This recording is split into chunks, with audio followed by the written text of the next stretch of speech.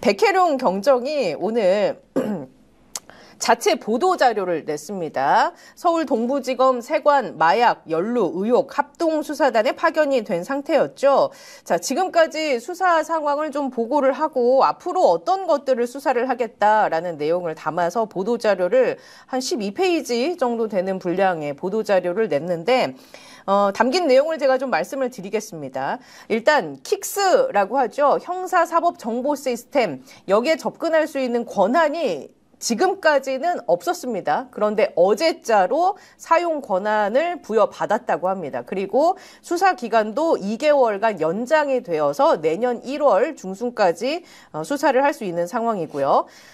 킥스에 접근이 가능하게 되었기 때문에 조만간 사건 번호를 생성해서 수사에 착수할 예정이다. 그렇다면 수사는 어떤 식으로 진행을 할 것이냐, 크게 세 가지를 언급을 했습니다.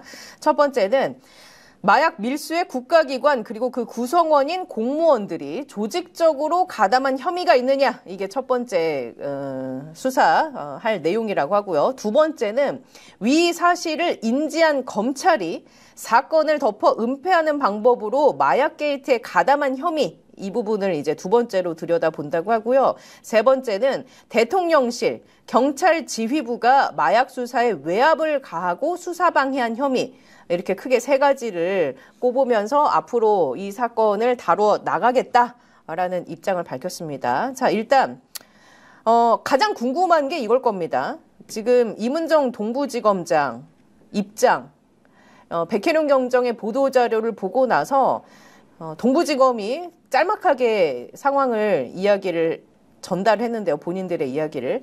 저희와 상의해 나온 공보가 아니라서 입장이 없다라면서 수사 범위에 대해서도 본인들은 기존 입장과 달라진 게 없다라는 내용을 밝혔습니다. 자, 일단 이 보도자료 건과 지금 동부지검의 반응 어떻게 보고 계십니까?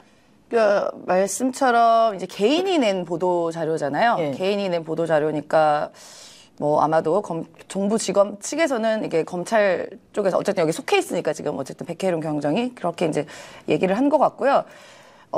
이거는 좀 놀라운 게 킥스라는 게 수사에서 어쨌든 형사사법 정보 시스템, 이 사용 권한이 있어야 어쨌든 수사가 좀 원활하게 진행되지 않겠어요? 예. 시스템이 있어야 되니까. 근데 그게 이제 와서 접근 권한이 풀렸다는 것도 조금 의외라고 좀 보여지고요. 많은 분들이 아마 모르셨을 것 같아요. 예. 그래서 이렇게 좀 수사가 이렇게 뭔가 손발이 잘 안 맞게 좀 됐던 것 같고, 이렇게 뭐 백혜룡 경정의 마음도 이해가 됩니다. 이렇게 내가 보도자료를 내고 언론에 외쳐야 뭔가 시스템도 바뀌고 이런 킥스 같은 것도 접근 권한을 내주니까 이렇게 얘기를 하는 그런 뭐 취지인 것 같긴 해요. 그래서 네. 당연히 이 검찰이 말씀하신 백혜룡 경정이 말씀하신 것처럼 정말 사건을 은폐하고 조직적으로 이런 수사 방해가 있었다면 저는 이 부분도 포함해서 수사를 해야 된다고 봅니다. 이 말씀에 의하면. 네. 일단 그 보도자료에 그 사진이 몇 장이 이렇게 들어가 있어요. 그 마약 조직에 연루가 된 외국인들이 있죠. 외국인들이 몸에 칭칭, 허벅지, 배 이런 데다가요. 칭칭 마약을 둘러싸고 그리고서 우리나라 인천공항 그리고 김해공항을 통해 입국을 합니다. 본질적인 질문은 이거죠. 백혜룡 경정이 묻고 싶어 하는 부분은 이거 같습니다. 아니, 대한민국 인천공항이 얼마나 시스템이 잘 갖춰진 곳인데 이렇게 대단위로 사람들이 마약을 꽁꽁 싸매가지고 들어오는 게 가능했던 것이냐. 여태까지 이런 적이 없었다. 라는 게 일단 이 문제의식의 시작인 것 같고요. 그래서 이제 구체적으로 이야기를 드리면요. 2023년 2월 27일에 에어 아시아엑스 편으로 김해 국제공항으로 말레이시아 마약 운반책들이 입국을 시도합니다. 그래서 이제 현장에서 검거가 됩니다. 그때 리고화, 효원량이라는 그 외국인이 각각 3.7kg, 총 7.4kg의 필로폰을 몸에다 부착한 상태로 검거가 됐습니다.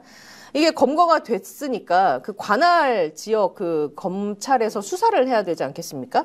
근데 당일날 관할권이 없는 서울중앙지검 강력부에서 기획수사를 해서 검거를 하게 됐다고 합니다. 그러니까 이 부분에 대해서 좀 백혜룡 경정이 문제를 삼고 있는 것 같고요.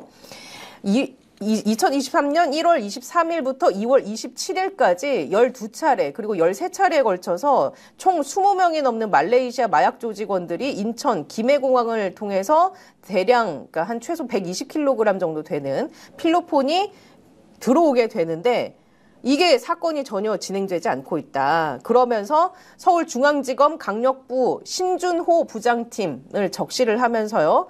이때 연루가 된 범죄 혐의가 없는지 수사할 필요성이 있다.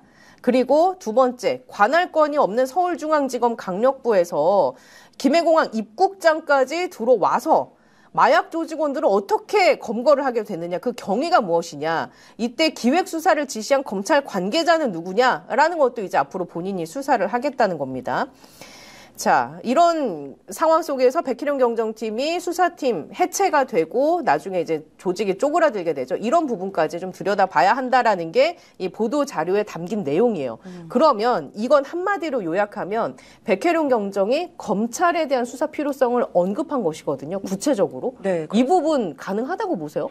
이게 문제가 있으면 당연히 수사해야죠. 실제로 실명까지 언급을 한 거잖아요. 예. 서울중앙지검 강력부 신준호 예. 검사다. 네. 그러면은 당연히 은폐를 했다거나 여러 가지 뭐 의구심이 있으면 조사는 당연히 해야 될 것이고 그 부분을 이제 동부지검의 이제 이문정 검사와 좀 잘 협력해서 또 이 부분도 다뤄져야 된다고 봅니다. 이게 만약 맞다면요. 근데 이렇게 우리나라가 마약을 쉽게 들어올 수 있는지도 많은 국민들이 신기해하는 그렇죠. 거죠. 예. 불가능한 거 아니겠어요? 네네. 우리가 공항 딱 입국하면 외국에 있다가 우리나라로 오게 되면은 거의 짐 검사도 굉장히 철저하게 하고 예. 심지어 이상한 비행기가 딱 오게 되면은 견이라고 하죠. 마약 수사견. 탐지견. 예. 탐지견이 와가지고 가방도 뒤지고 그리고 우리가 입국 신고서도 작성합니다. 세관 신고서. 그렇죠. 그래서 그게 만약에 진짜로 갖고 있는 짐과 다르면 처벌받거나 과태료가 엄청나게 부과가 돼요.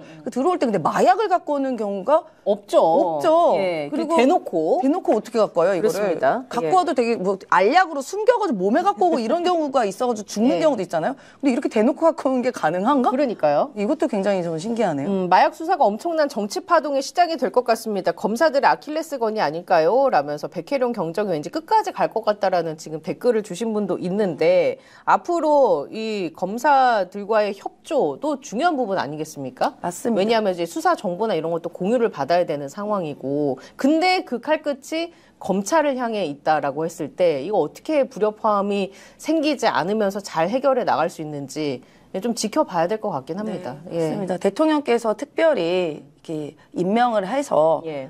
이문정 검사랑 잘 협력해서 수사를 하라라는 지시가 있는 거잖아요. 그러니까 아마 대통령의 그런 의지를 좀 파악하셔서 예. 수사로 좀 잘 보여주셨으면 좋겠다라는 게 많은 국민들의 생각이지 않을까 싶습니다. 예. 일단